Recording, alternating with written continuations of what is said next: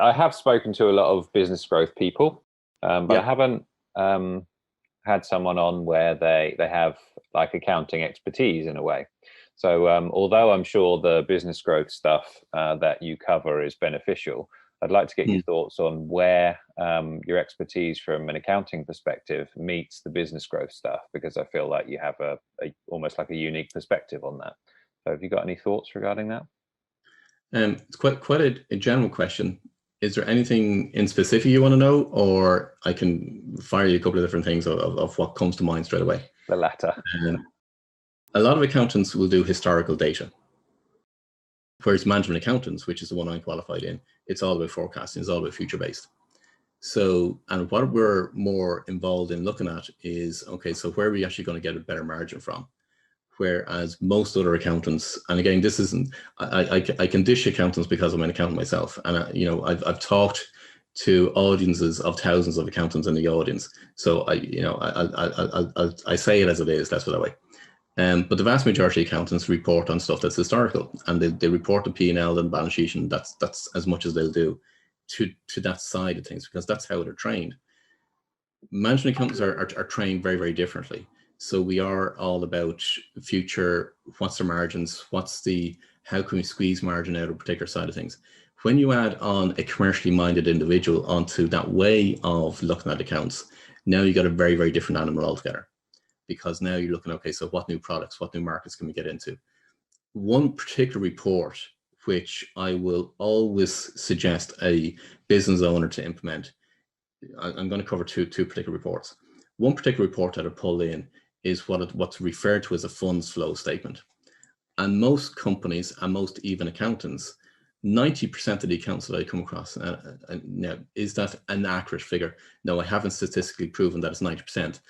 But a very good high percentage of accountants have not got a clue about even how to formulate a funds flow statement.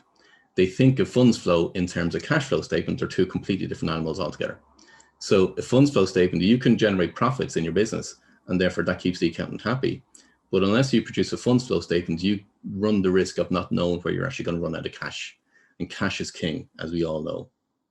So that's one particular report. The other report that I look typically in companies when it comes to business growth. So does that funds flow statement impact on the business growth perspective? Yes, it does. Because if you run out of cash, well, then you are going to run into difficulties. And there's so many other companies that has happened to. They've produced profits, but they've run out of cash. Okay, and funds flow statement will highlight that.